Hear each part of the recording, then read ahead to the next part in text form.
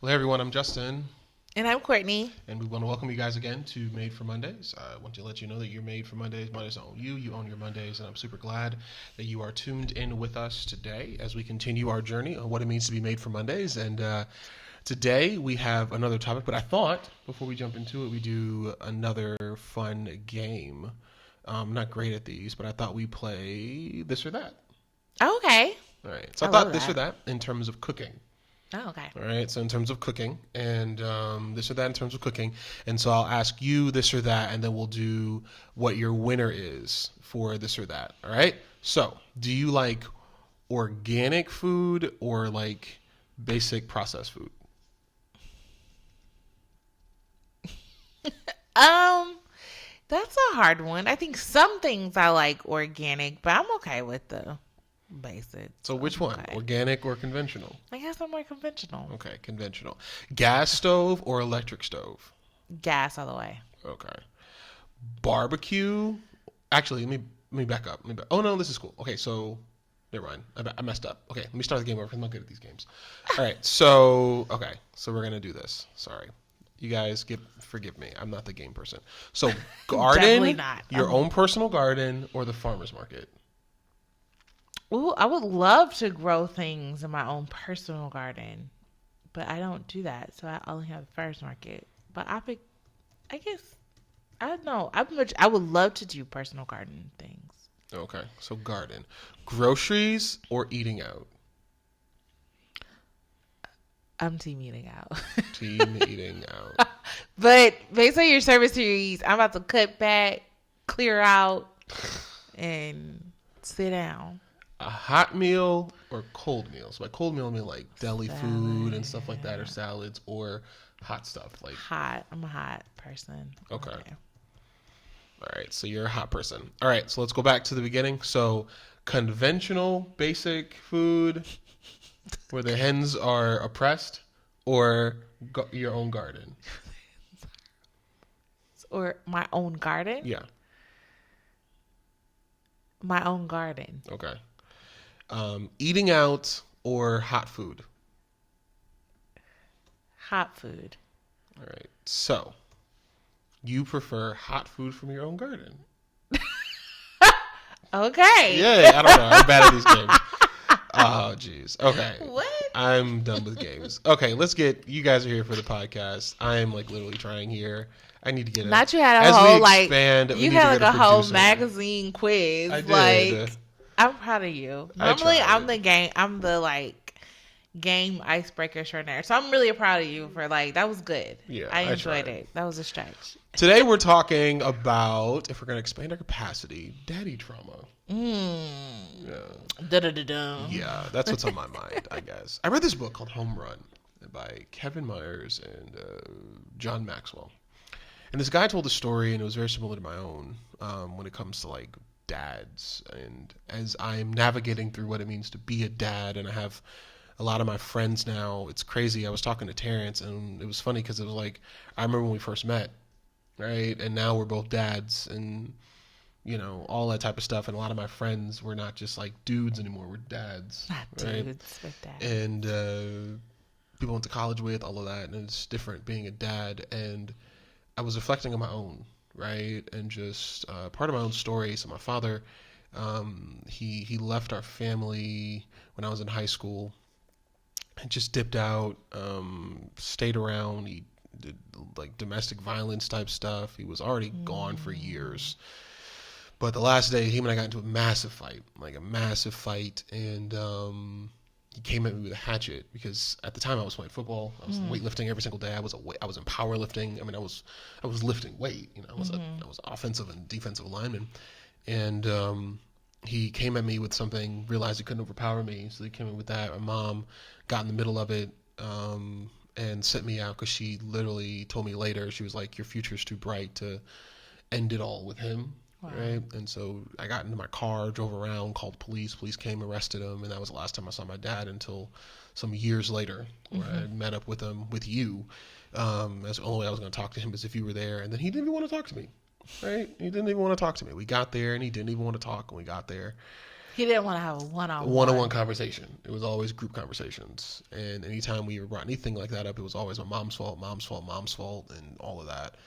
And it just made me think about a lot of things, like things that he did when I was a kid, things I saw, things I witnessed. Like I remember, like one of the reasons, like it's crazy to me when people talk about finances and pastors and churches. Mm-hmm. I remember the day where we went to get a haircut, and he was trying to pay for our haircut with a church check. And I was like, what do you have church checks for? Wow.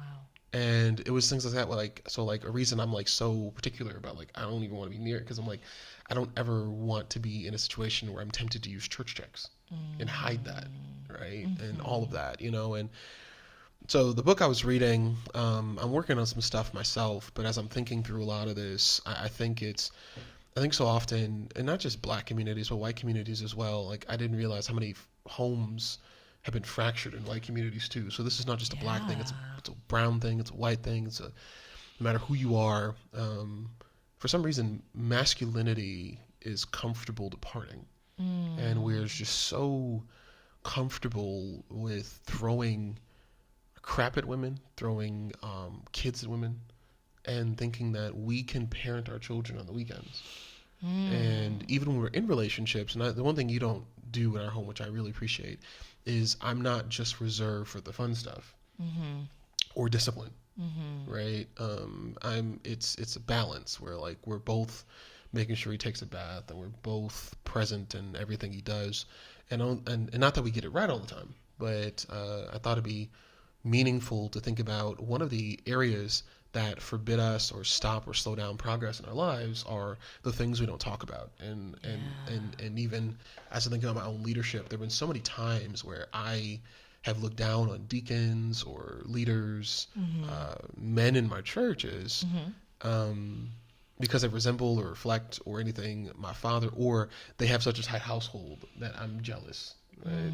And don't realize how the things we deal with on our personal lives as leaders, without reconciling them, can really have a harm. So I thought it'd be meaningful to discuss daddy trauma. Yeah, there's so much in that. There's like so much to unpack with even just everything that you say. So, for the past 4 years, my career has been dedicated working specifically with women or those that identify or birthing people who are carrying a child physically, and working with them on all sorts of topics and coaching them, right, to like, take care of themselves, because postpartum is the number one killer for moms who are of color, particularly black women in that postpartum stage, because it just gets so unbearable, right? From physical body changes to caring for the child itself and all the stuff that goes with adding a new child to the system, right? Yeah. And for so often we've talked about in our own organization, wow, like we really should like extend this to fatherhood too, right? Like fatherhood, they need like well-being care too, and like coaching and paternal health, and what does that look like, and how do we navigate through this? Because I think there are just lessons as people we just aren't taught. You're never taught how to be a parent, right? Like I know there's no book there because every child is different, but just like the core basics, be present, right? Or like, what are the common triggers if this is a common problem that we see throughout just families and things of like, how do we help prepare? And I think this is our time now to reflect on our own journeys through fatherhood, but then also how do we prepare those that are in our generation or those coming up, or even those that are before, even as grandfathers, to like be better? Like, how do we be better families? I think is really good. And having a goal of a healthy, not a perfect family, because there's no family that's perfect, but a healthy family. I think one of the starting places is, saw this this week, and it was talking about acknowledging the elephants, right? And this guy talked about having the fine family. Like, how's your family? Fine. How's home? Fine. How's this? Fine. Not knowing that you argued all the way. Like, using my own story, right? So we would go to church on Sundays, right? We go to church on Sundays. I hadn't seen my dad all week. Like, I want to be really clear. Like, my dad would preach on Sundays. I wouldn't see him all week. Wow. And I'm not just like exaggerating. Like, Yeah. I would not see him. My mom would work in downtown Milwaukee. We lived in the suburbs of Milwaukee, about 20 minutes outside the city. And so she would get up early, and take care of everything. Mm-hmm. And dude would be gone, just gone, not working, just gone. That's good. And we'd get together Saturday night or Sunday morning. Sometimes we'd meet up at a place near the church, or we'd meet up at the house, and we drive to church, act like a perfect family. So how's everything? Fine. How's things going? Fine. To a point, to how bad it was, he got up one time and was trying to joke and say, like, he came to my football games, which he never did. And he said I was a wide receiver. I wore number 77. I was 6'4". I just found out 300 pounds. this year that numbers in football correlate with the position. So, like, my mom would be there in the snow and the rain, all of that. My sister would be there. I was number 77. Wow. I played on Thursdays for JV, played on Fridays for varsity. I was number 77. I was a lineman. I was a fat lineman. You are fat. And dude said that I was a wide receiver. I'll cross the pulpit. And my boy, Will, was sitting next to me. He was like, because he played at Vincent in Milwaukee. He was like, what? Because he was a lineman. And we had one time we actually played against each other. Yeah. And so Will was like, what? Like, what? And it was just so funny because it was just like, you're so out of tune. You're so And I would beg for him to come to things, man. And he would, but it said a lot because it was like, people in church asked, how are you guys doing? Fine. Pastor anniversary come up. How you doing? Fine. Things are fine. Get up there. My mom was very careful with her words. She would never like affirm him publicly. My sister and I wouldn't either. We'd just be like, it's really good to be here and stuff like that. But it became really detrimental because it was like church was never like a fun place for us, but not just blaming church. It wasn't church. It wasn't the people because people were cool. They were just going what we told them, what we saw. So they saw the pastor's family coming in one car. They saw us showing up. They saw all of that. But they never... No one saw, and it's not their responsibility to see. They never saw the other sides of it, and so it was like a role. Yeah, and so it was like elephant in the room was addictions and frustrations and distance, right? And but I think for families, for us to address those things, like we have to talk about like not just daddy's not there, but daddy's addicted to something or mom is addicted to something, right? And I think we have so many elephants in our homes that when we don't talk about them, we end up getting comfortable with the elephant, and the elephant takes up so much space. It takes up so much space, and that goes to the bigger notion of like accountability. 100%. And accountability is huge in everything that we do, right? So it's like, wow. One thing we have to realize with accountability, accountability is always in the situation. 100%. Someone always has to bear the brunt of it, right? And normally it's the person's whose job it is that they don't ever take it, right? So it falls on something. And it seems like even in what you're saying in your life, it falls on you. And I think in a lot of families, even my own, like it fell on my mom. 100%. It fell on like other things because it's like, I don't want to take accountability for what I have or what I did or what I said or what I drank or what I smoked or what I did. So someone has to hold it. That's it.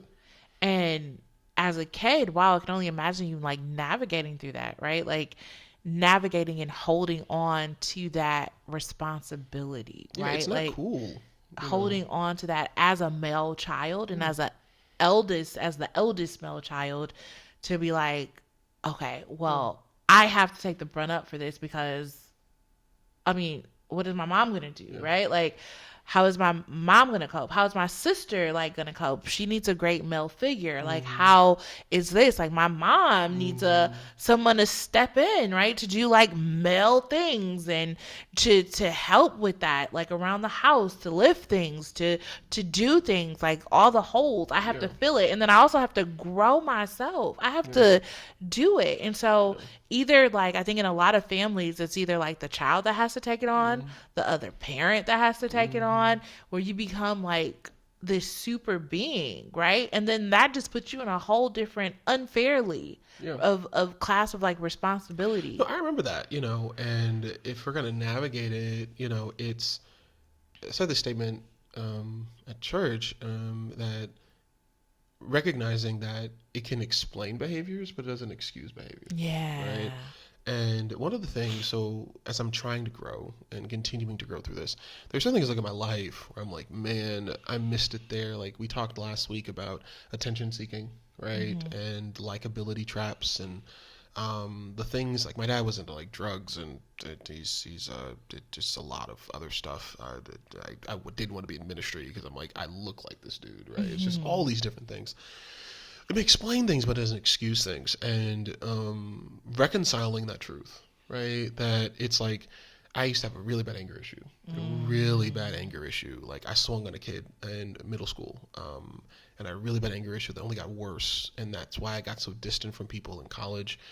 I used to. I don't have it anymore. But a really bad anger issue and a really bad loner, and then just like the weight of like life. And I'm not. It's not even a blame thing. For so long, I won't share this. Everyone like daddy trauma stuff, we end up blaming a lot of people and Mm-hmm. blaming things on them because Mm-hmm. they're not in the room. Like it's very easy to Mm-hmm. blame people who are in the room, Yeah. but it's like they aren't the ones who swung. They aren't the ones who spent it. They aren't the ones who went and did it. And I think if we're going to heal from daddy trauma, we have to acknowledge the gap that was taken, right? Yeah. And the things that you had to learn, um, sometimes from the wrong sources, Yeah. right? So it's like I'm over here. I remember college, man. Like I'm watching other people in worship trying to figure out like I didn't know how to tie a tie when my dad left, right? So I know how to tie a tie. I did not know how to tie a tie, and so it was before like YouTube was like a big thing, and so I was trying to figure out how to tie a tie. So I remember deacon of the church.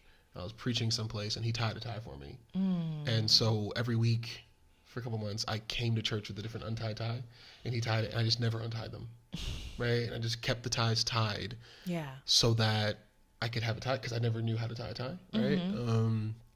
It was certain things like that, and it's being honest about it. Like in talking to people now, it's like, well, for me, if we're gonna heal from this stuff and navigate it, it's acknowledging the elephant, realizing it doesn't explain just because it explains it doesn't excuse it.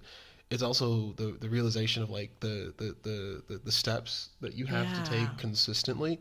Um, to not fall, not necessarily into the traps of what they did, because that's unfair to you and to them as well. But realizing that like they're not living your life today, That's it. and that's the part I think that growth has to happen in, right? Because if not, then we make the mistake of thinking that, or like I've done that, like you know, they made me make decisions, or they did that. No, you talked about it. You Yeah. did it. You and like while it's informed from a base, you can change the future. Yeah. It's informed from someplace, but it doesn't either. And if you don't learn from it, you end up doing the same crap over, and you end up perpetuating the same system. And then you look up, and you're the same just person.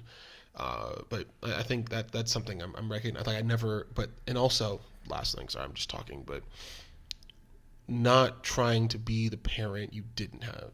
Yeah. Cam doesn't need who my father wasn't. Right. Cam doesn't need who my father was. Cam needs me. Right. And for those of you watching and listening, whether it's fathers or mother trauma, I think that's the truth. That's so the truth. It's important in what you're saying too. And I think I really encourage everyone that's even listening to this, like no matter what your relationship is in your life with your parents, whether that's fatherhood drama, motherhood drama, whatever that looks like, is to sit. And what I tell my own clients is to sit and like do the tracing, right? You can't reach your goals and who you are. Like, hey, I want to be a great parent. I want to be a great father, a great mother. You can't reach those goals unless you do the work of like That's real. what's preventing you from getting to that goal. And so I had the opportunity a few weeks ago too of like, why does it bother me so much when people like leave my life? We had an episode about most recent one about people pleasing, right? And like we went through a season of like losing just a lot of people, losing people through death, losing people just who have just walked out that we thought were like really great friends of ours that 100%. we were so like happy with and like wow, what a great community, and it just all fizzled away Yeah. suddenly. And that hurt me a lot. Like Yeah. we've dealt with a lot of church 100%. drama, right? Like Yeah. we're not new to this. It's comical most of the time, but this hurt. Yeah. This hurt. I mean, like tears hurt, like sad. Like it's really hard to get me sad. I'm really always good at being optimistic, looking at the positive things in life. And granted, I had a lot of other things going on in life too, just personally, but it saddened me, Yeah. right? And I had to sit down with like the hurt and the pain. And I was like, let me trace this. Like, where I had to do a lot of work of like, where is the root, right? And I will say, like, talking to someone, like a therapist, really helped me too. She gave me a resource about like attachment styles, and that was really like helpful to see like how I attach to the people in my life, given like my past history or that.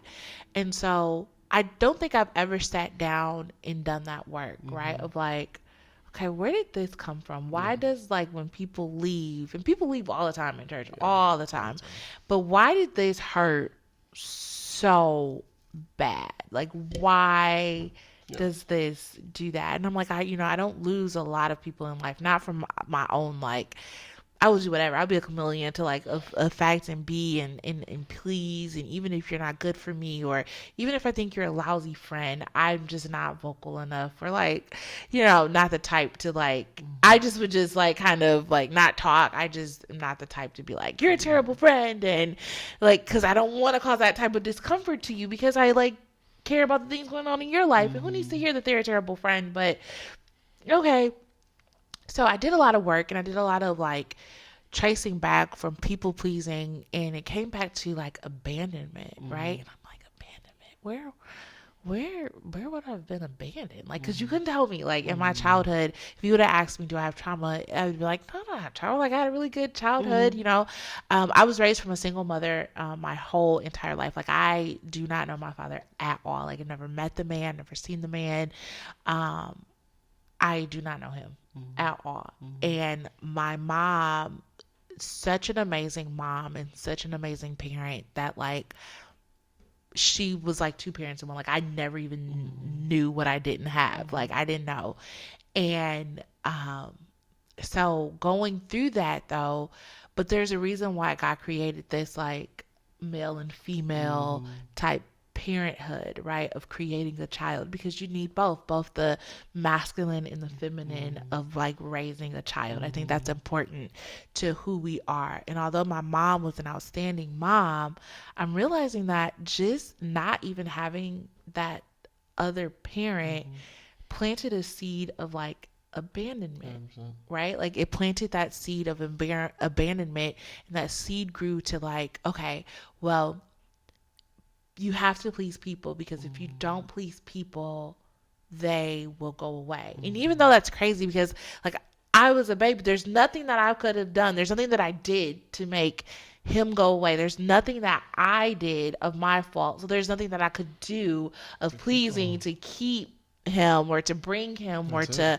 do those things. And even my mother, she has her own complicated story around things, and just like hearing her story, which is a gift to have, but somewhere along the way I told myself, like, maybe if I was better, maybe if I was this, maybe if I was enough, like he would want to stay around. Maybe if I'm more successful, or maybe if I'm out there and I'm seen more, and he's like, oh wow, is that my child? I want to go, I want to meet her because she's this and she's that and she's that. And maybe something I can do to make me have a complete parenting circle. And that, I had to realize that abandonment that was planted, that I'm sure my mom wanted to shield me from, but that abandonment that was planted for so long ago that even plays out, right? And so you can't go back in time, you can't, do that. But what I have now is saying like, okay, who's in my life is who's supposed to be in my life, and who's not in my life is who's not supposed to be in my life, right? And I absolutely, anything that I have done, taking accountability in my actions of any relationships that I've had, like to be responsible for that. But there's a lot of things that have happened in my life that are just quite frankly not my fault, right? And I don't have to change myself in any way to appease those people. And that's the beautiful gift that I had to do with myself, to do that work, right, to do that work. And so I encourage listeners on that, no matter what relationship that you're struggling with, whether that's a parent, a grandparent, family members, close friends, whatever that looks like, to do the work of saying, what have I picked up along the way? What seeds have been planted that I have watered in my own self and now have like yielded the fruit of people pleasing, yielded the fruit of like I'm not enoughness, yielded the fruit of depression and anxiety, yielded the fruit of all these things. Like trace it back and do the work, and then let it go. And that is the marker, I think, of intense growth, is when you're able to look at the very things, not necessarily that were designed to kill you, right? But look at the very things that for years bothered you and for years you held on to, and be willing to move forward, to unearth it, to find it, to kill it, to go forward. And it's not easy, you know what I mean? Last year my mother passed away. And it's crazy, you know, guys, one of the things I always say to everyone listening and watching this is not like scripted. So we have like, there's no order of worship. You know, it's just very real. You know, my mother passed away, and I remember my mother passed away, and I don't have my dad's number saved. My number hasn't changed since high school. So I mean, like, I've had the same phone number since 2006. And so my mother passed away, and I get a text message from some some number, and I have no clue what it is, right, at first, and then I keep looking at it, and I do some Googling, and I find out where it is, and I'm like, oh, this is my dad, right? People that reached out to him that still connected to him, probably on Facebook or something. And I know Mom passed away, and know that I'm praying for you guys. Then I found his Facebook page and saw that he had put up this whole status about pray for my kids and all of this, and then saw that he had shared pictures of us and all. And I'm like, we haven't talked in like 10 years now, right? We have not talked at all. And outside of the one instance in Colorado when you wouldn't have a one-on-one conversation with me, we haven't talked. Like nothing. No conversation, no nothing, right? And so he reached out, and then he sends this message saying,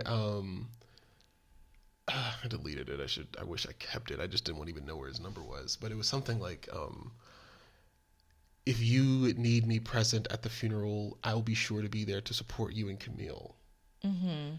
Camille, your sister. Yeah, my sister. And I almost like, I wanted to just like go off, right? I wanted to like support, like Drake, right? Like support. Drake. Support.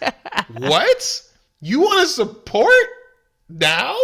Like what? Like, and I remember that, and it was just like I was trying to be kind. I was like, no, I'm good. And we had security make sure he wasn't going to be in the building. So then afterwards, after it's all over, I get this message, man, because he found himself about the house, whatever.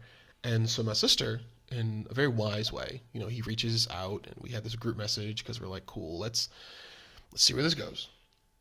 My sister, she's a therapist, and so she told him, I'll talk to you, but we're going to do therapy. Wow. We're going to do therapy together. And what a beautiful gift that response was. He had a great gift. This was an amazing grace-filled gift. And because he was like, I have grandkids, I never met them. And Camille's like, and you won't. Because you have kids that you haven't met. Because you have kids that are... Like, and for my sister, he left when she was in 7th grade. So this girl has had to look to her brother. Not that she ever looked at me, but look to her brother as like and I felt, like you said a second ago, the weight of masculinity in our home. Yeah. Because my mom's trying to find a job. My sister is going into high school and puberty with a dad I'm trying to protect her from, right? Church that's been stripped from her childhood friends. She's not like she's like 18. Yeah. She's 12. Yeah. And so, anyway, so afterwards, he reached out again, and it was, Camille said that whole thing about, you know, we're going to go to therapy because we're going to restore our relationship first before we start another relationship. And he refused it. Refused it. I will not do this, not do that. Narcissism, man. And I had an anger issue that me and God worked on back in like 2017. But yeah, you had to grab me, and you saw me getting boiling hot, and you and Camille's husband were having another text message list like, oh my God, is Camille okay? And Camille's having a panic attack, and I'm going crazy over here. And Kim's like, what is wrong with daddy? I'm shaking.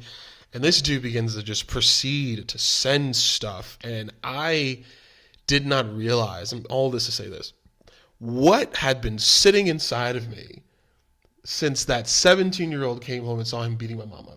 Yeah. Everything from, do you realize what I had to work, had to do, had to table, had to try to do, the multiple jobs, the grades that suffered, the scholarships I lost. And it was just all this stuff built up because we went from two incomes to, no, he had two jobs to nothing. Yeah. Right? And so like, I'm in high school, man. Like Yeah. I'm about to graduate from high school. And it's just like, what in the world? And, you know, I remember, and it's all of that came out. All of it came out. Like, do you understand the crap I've been through, the things that I've done? Yeah. For that, and to see that, and then like the reason this even came up for me in a place to heal and talk through was he attends a church now where it's a guy, I know the pastor. We're in a group message. Like I know the pastor. And he was in the pulpit on this guy's first Sunday, laying hands on him. Jeez. And it just, something in me was just like, I think the boy in you was like, where was that you person? laid hands on someone my age Yeah. with a little kid. And then he had the nerve. Two other things. Sorry. And I'm just done because it's all things I'm working through. That's what's funny. I heard the man preach for the first time since I was a kid. He was my pastor for 17 years. He was my pastor. He was my dad. He's my pastor. He's the only man I knew. And he copied one of my sermons, which was hilarious to me. Like I'm like, okay, I know I'm preaching now, but he copied one of my sermons, What right? an honor. Yeah, right. And it's like, 'cause he was good at copying sermons, and he was copying one of my sermons, and not just copying one of my sermons, but then had the nerve to have an analogy using him hanging out with his two grandkids, watching SpongeBob SquarePants, and our son can't stand SpongeBob, and my nephew is still like watching. We were watching the ghetto ABCs. What is that? Gracie's Table. Gracie's Corner. Gracie's Corner. That's Gracie's Table is a great restaurant in Napa. Unplugged what is it? Advertisement. Unpaid advertisement. And so it was just a lot that came out for me about a month and a half ago. That on top of everything else we were dealing with about a month and a half ago. And that's why, honestly, you guys, we had a month hiatus because we just literally just, and I can't wait to talk about that probably in a year, but when things boil over. But all of that came out. And I remember the moment I saw that, and you and Bran were just like, do not get on YouTube to look at people's live streams, block the page, block this. Like, why are you watching that on Sundays? Yeah, it became and it was just like, because I was just like, what is it about? And like, for me, to be honest, what is it about him? So I was listening to this dude, and I'm literally in my head like tearing this guy down. I don't even know. Well, I know him, but I don't know him like that. And I'm like, literally, I was contemplating going to the guy's install because I was just like, and so I was in Atlanta. I was in Atlanta in August. And I was 6 blocks away from that church. And it took everything in me to not go. And it was just one of those things. I say all that to say this. I'm sorry. I think this is the first time I'm talking all that stuff out. But like, this is I guess on two sides. On one side for me, this is like the first time I'm talking a lot of this stuff out, right? And I'm putting things out because it's amazing the weight that sits on top of people, right? And I'm trying to lead others, and I'm hearing of other people in our church. I'm watching men. God has called me to minister to men in this season of my life. And as I'm ministering to men, talking to men, it's just like, please be honest about who you are. Be honest about where you are. Hold yourself accountable. Because you're only as successful as your biggest secret. Yeah. And it's like, hold yourself accountable to it in your close circles. So that this is the effect of what it happens. Like, I never want my son to talk about me or think about me the way that I think about my own. And the thing about it is, if he simply would have said, like, hey, let's do therapy, he'd probably be on a podcast with us. I would have invited him in when I got installed. Would have come, like, literally, because like I'm craving. I want that relationship. Right. And I'm sure if you, as you talk about yours as well, I bet if he were to be like, hey, listen, this like your mom and you have a conversation, he reach out and like you guys do work together, and it's like cool. Here's a picture. Like there's we crave it because it's half of yourself. Half of yourself and half of your identity. And I think too, it's sitting down as adults now and looking back, right? And saying to yourself and having the realization that it's hard to come to grips with. But there's a powerful quote that I heard is that like some people, especially people that are supposed to be sacrificial in their love, they love themselves Oh my more. God.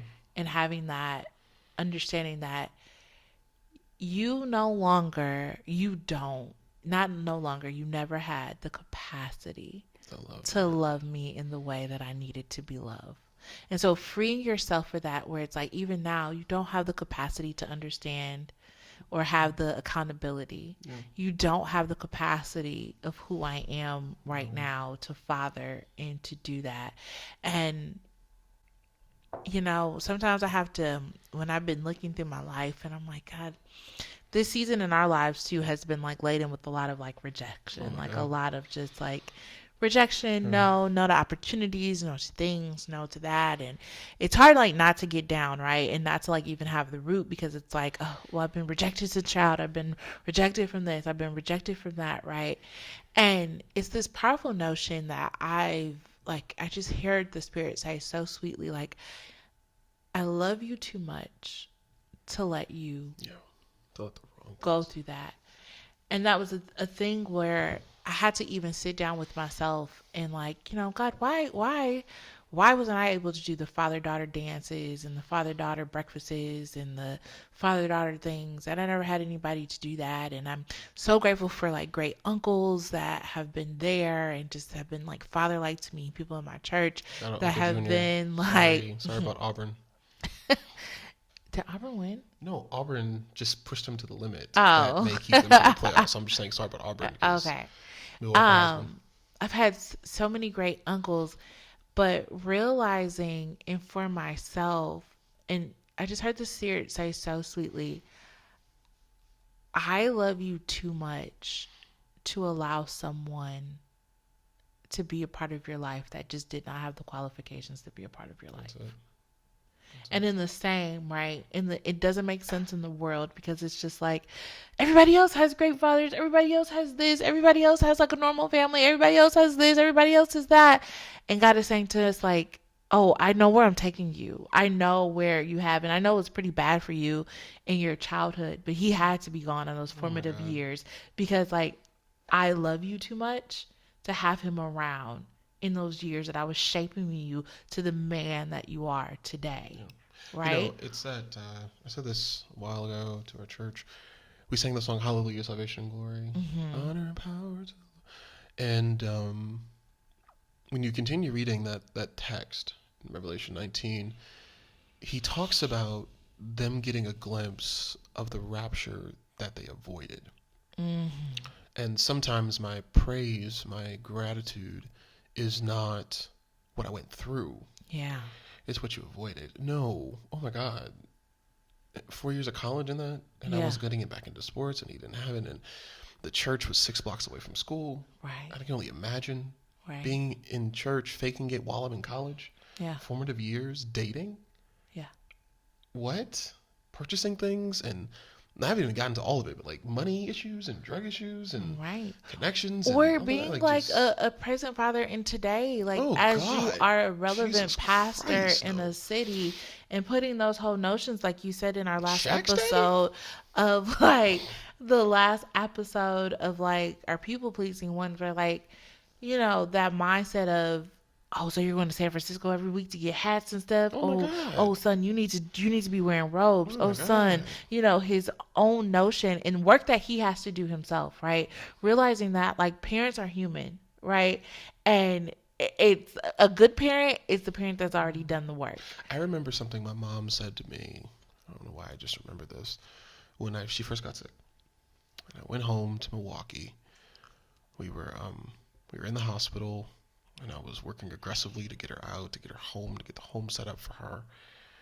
And we were sitting in the hospital, and she had this moment because she could text, but she didn't really ever want to text because the only people she texts is me, Camille, and one of her friends and her sister. She looked at me and she said, she couldn't talk much. She was working. I wasn't a perfect parent. I was like, Mom, stop. Mom, stop. And I'm like, stop talking about death. But talking about death, we're going to talk about this. And it's in our master class, too. We have a lost mom and what past master class. But shameless plug, and I'll talk about that in a second. But, like, I remember she looked at me and she was like, I wasn't a perfect parent. But I tried. And I remember looking at her, and I remember walking outside, and the nurses saw me, and I just started weeping. Like, I just started crying, and they came up to me, gave me tissue. And I'm like, what's wrong? I said, that's not my mom. That's my mom was always like about her presence, about perfection. She's gonna wear the power suits. She had the colors of the power suits. She studied that stuff. She knew. Ever since my dad left, she studied like power presence, power suits, all of this. Like the book I got, Stand Like Lincoln, Speak Like Churchill. My mom had it first. Mm-hmm. How do you perfect your communication style? You show up in the room, you take over the room, you have presence. People remember you're there, even if like it's sometimes out of character. Mm-hmm. And so I joke when I went back home to preach, and it was just like my mom would have been cracking jokes about this, and they were like, "Well, your mom had jokes," because like the way she showed up in a room, she was going to stand like Lincoln and speak like Churchill. Right. And she said, I was never the perfect parent, but I tried, and it broke me, man, because it was like, you really did. It's tried. The try that makes all the difference. And I think that's the thing I even honor for your mom too. Yeah. I see her and just like the things that she does with you and the relationship y'all have. It's just wonderful because it's like, no, we're never going to be perfect parents either. No perfect parent exists, but a trying parent is the parent that endures, that's right? Nobody knows, like we're all just people who come along and has their own individual lives that have become parents, right? And because there's no book, there's no pamphlet, there's no degree in parenthood. There is nothing. They give you this child in the hospital and say like, good luck, don't kill him. And get out within 24 hours. Get out and here's some milk. But and steal the rest. And that's it. But that's it. That's what kids remember the most, right? They don't remember like when Cam grows up, like I'm like, Kim, stop jumping on my couch. This is my showroom. I call it my showroom back here all the time. And but then sometimes I'm like, you know what? I'm just gonna let him jump because I mean, it's here. Jessica doesn't like it, but I'm like, you're right. This is a very jumpable couch, and I get it. And it's the try. They're not going to remember the perfection, right? They're not going to remember the times, but it's remembering the times, like you're saying, when your mom was, getting messy in the kitchen. I remember she was making a cake with Cam, and I remember those times. And I remember, like, the times where, she said something that was so funny and totally out of character for herself. And it was so like crazy and out of pocket that we just started all just like cracking up. Like, what? And those are the times you remember because it was the try. Right? And it's never the perfection, right? It's like, well, what did you want? I'm not a perfect person. Kids, it's actually being perfect is the least of what a parent is. Too, it's unattainable. Right? And so we just really want our parents and loved ones to be human. Right? And so if you're going to navigate through this, I think you take a look at your own lives, hold yourself accountable, realize it may explain but doesn't excuse, be honest with your children, be vulnerable. And what was it? I forgot the other thing. Oh, like your child doesn't need what your parents weren't. Your child needs who God created you to be, and who you are is enough. Yeah. And be honest about your own stories. If one thing you guys noticed today is that, for me, is some of the stuff I'm talking out for like the first time, and Court's sharing her story as well, that all of us have stories, and sometimes we grow the most in the ugly stories, right? And it's the ugliness of our stories where we really can begin to see the handprint of God. I had this struggle last week where I was struggling with God about the things that we've dealt with, the things that we've gone through the course of the last year. And I was thinking about my mother, I was thinking about church stuff, I was thinking about transitions, I was thinking about our summer. I'm sitting here just like, God, like, what in the world? And he began to reveal to me the good things out of it all, right? The things that have been created, the things that he was cultivating. And I hated it in the moment. Even like we're on the tail end of some stuff right now. I hated it in the moment. It sucked, man. It was just long and drawn out. But the stuff that God created, the things that he revealed, the character that he built, the honesty that he called out, the accountability that he named, the vulnerability that he gave, even the series of Revelation, man, I was hard as all get out. I was hard to show up to the pulpit. I would literally be up till 4 or 5 o'clock in the morning and then sleep for 30 minutes and go to church. I feel like, when you got him in bed, and I would literally be up, just can't sleep, anxious. And to be in a position now where it's like on the other side of it, and this is what God did. Because you grow the most in your ugly stories, your ugly, Yeah. long journeys. And I don't wish those in anyone. I don't desire those. I don't wish to give it. I hope my son's therapy sessions in years, if he ever has to go, is about something that is not daddy or mommy related. I pray our best that it is. That it's nothing to deal with us or what we've said or done to him, but like a bad football coach. Like, knock on wood. Yeah. But if I'm a football coach, then hopefully not. But, but it's just one of those things I pray that we aren't the source of trauma. Yeah. Um, And I think my last like little takeaway with what you're saying in summing what we just talked about is that if you're a parent out there, whether you're a father or a mother or you're co-parenting together with someone, is just to just try, just try. right? Like I know it might be difficult to communicate with a co-parent, but try it again. That's it. Try coming to the games. That's it. Try seeing. Try thinking ahead to what your child might need. Try being there because one thing a child always remembers is that, Try. wow, you tried. I remember you were, I think you went to get your nails done or something, and he was upstairs, and I was exhausted. And this little kid just has little Hot Wheels on the floor. And I'm sitting here like, I am tired. But he didn't even ask for it. I just sat down on the floor, played Hot Wheels with this kid. It was the best 10 minutes of my day. Because he just wanted to play Hot Wheels. Yeah. And so what Courtney said, it's the games. It's also just like, hey, do you want to help me put the food in the oven? Hey, do you want to? I'm running to the store. Do you want to come with? Hey, I'm watching the show. Do you want to join in? What shows do you like? And even like I sat there. I love Cam to Life, but his taste in YouTube shows is just weird. Trash. And so we sat there and watched these kids play racing for 10 minutes, man. And I'm like, and he's just so into it. And I'm like, but he's doing the same thing when I'm watching football for 8 hours straight, right? Yeah. And I'm sitting down here literally in the showroom couch because it's the most comfortable couch in our house. I'm sitting down here watching football Saturdays Showroom. from 9 Y'all gonna a.m. lay off my show to 11 p.m. And I will seriously sit. I've made an indent. I've found all the places where plugs are to eat and everything in this room because I'm watching football. And my son will just come down and enjoy and make fun of me because I fall asleep and all that. And it's just, you're right. Remember the tribe. Let me speak to this. So, as you guys heard in the last episode, we are starting we have an LLC called the Lester Group, and part of the LLCs, you heard last week about capacity, and so this week I want to share with you guys a little bit about our master classes.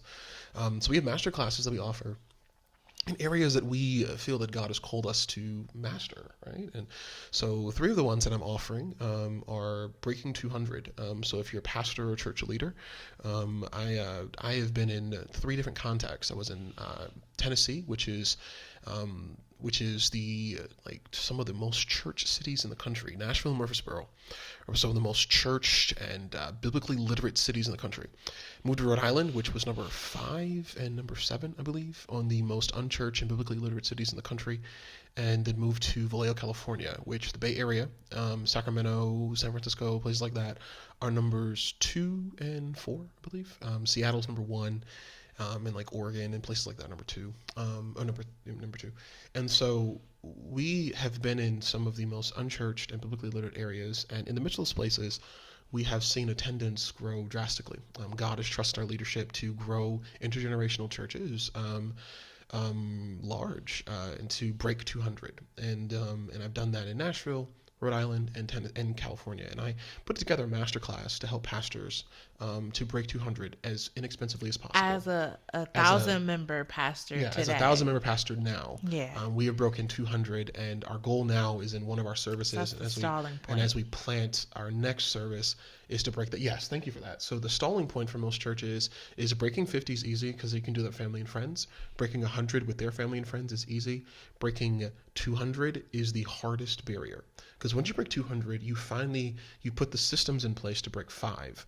Once you break five, you're going to break 1,000, and once you break 1,000, you're going to hit three, unless something unethical, ridiculous, catastrophic, financial. So you lose a building or whatever. You're going to break mega once you break 1,000. So right now we're preparing for 3 to 5,000 people, even though we just broke 1,000, right? So there's that, right? So we're doing that. Another one as well. You guys heard me talk about parents today. I lost my mom last year, and navigating through grief as a pastor. I've been doing funerals for years. I hadn't had to preach a eulogy until hers, and there's a difference. And recognize grief, and it's all its facets. And I couldn't find a resource while I was dealing with the loss of a parent There's that a actually lot that goes helps you into it. deal with it, whether Yeah. that's the estate, the wills, and everything. So I have a master And class, preparing now, if you have aging 100%. parents or sickly parents, or you just want to have healthy legacy, which begins now, of navigating through losing a loved one or a close loved one and how to process that through. And I wish we had a guide or Oh book my God. because it was hard to navigate through. And so I think this masterclass would be for any of those that have Asian parents or those that are head of estates in your family or whatever that looks like for you right now, starting what do we need to plan Yeah. as we go on for the Yeah. future. And so this masterclass talks about how you can recognize the signs of death and the language they're saying, because most people who are going to pass know about 2 months in advance. Mm-hmm. And some of the language they begin to use for me allude to one of the stories my mom, when I started saying something is different, and things like that. So I'd go through that masterclass. And the last one is dealing with, you guys heard my book, Necessary Endings, I talk about it all the time, but it's that one, the 4 mindsets to enrich your life to go forward. And so Courtney has a couple as well, and for master classes. What master classes do you have, Court? Yeah, so I'm doing a masterclass on if you are interested in becoming a coach, how to start into the coaching world, what exactly is coaching, how to navigate through that. And so if you're interested in establishing yourself and becoming a coach, I have coached coaches for many years, giving you the difference and how to start that up. I will be doing a masterclass on that. And then also just on transitions in life, whether that is from pregnancy to you trying to navigate this new life of parenthood, or you're just trying to advance your career, Yeah. whatever that looks like, just general coaching and helping you reach to that. I also offer individual coaching. I have a free 15-minute consultation that you can use. And going through the coaching, you get a great guide that helps you to stay on track, helps you to be accountable, and helps you get to the goals that are just so hard to get to. So I would love to talk to you. I would love to meet you. More information is going to come up in our little description on Show where you notes. can sign up for that. So we are so excited. Everything's in the show notes, and it's on our Facebook pages and things like that. And we're doing this in a way that I think would be conducive for us. But I think really we want to help people. Our whole goal Yeah. has always been to help people. And you say this all the time, like you say you call people magic. You say you're magical. Right? Absolutely. We are magical, and I don't think we realize how much energy that we produce like as people, and that there is no one in the world that is quite like you. And so we could either dim it or shine like the magic that we are. So you are magical, we are magical, and super excited that you are in on the journey for your life. That's it. So all the links and stuff are in the show notes. Please connect, reach out to us, and look forward to seeing you guys next Monday. Before we go, Court, what's your unpaid advertisement? Oh, I don't know. My unpaid advertisement is for Uno. They have this new one that's like, what is it called? Show 'em Oh, no mercy. It's That's like the sudden number. death or something, isn't it? Yeah, that's my number one Christmas on my Christmas list. Is called Show 'em no mercy. Uno. Our son has gotten very good at Uno. Like, he beat me like 5 times in a row. And I'm like going hard on him. I'm like, I'm not holding or withholding cards. He is just like winning. And I'm like, oh, I got something for you. So today's unpaid advertisement is for Show Them No Mercy Uno. My unpaid advertisement is Wisconsin sports. Oh my gosh. The Green Bay Packers beat the Detroit Lions. They gave the Kansas City Chiefs a fight. That's true. I'm so happy Milwaukee that game Bucks. was on TV because you were like about to cry I was. because you can't see Packer The games Milwaukee here. Bucks have Dame Lillard. Yeah. Chris Middleton doesn't have knees. But okay, Andrewski, but it's over with because he's on the enemy's team now. He went to Satan's team. Satan's teams are Notre Dame, Boston Celtics, and the Chicago Bears. So he went to Satan's team. So Not by choice. he went to Satan's team. He's always He went to Satan's team. Stop. He went to Satan's team. So shout out the Wisconsin sports. And then also, let's see, what's the other team? Oh, the best team, college basketball, right now, the Marquette Golden Eagles. Will Ring they out a Hoya. be on Ring your out a Hoya. bracket? That's the question. It'll be on my bracket? Yes. It'll be in my Okay. bracket this year. Last year. Yeah, last year you talked up Stop. a good game But and you Marquette, messed up Golden my Eagles bracket. are soon to be number 1 in the country. Marquette Golden Eagles are Final Four bound, championship game bound. Going to put up another banner. Marquette Golden Eagles, 77, 2023. No, 2024 by the time we get it. It'll be great. Marquette Golden Eagles, Dwayne Wade's home. Okay, well, thank Marquette you so Golden much Eagles. for My unpaid ad, watching Wisconsin this sports. episode. See you As guys you can next see, week. we have lives, so. See you guys next week.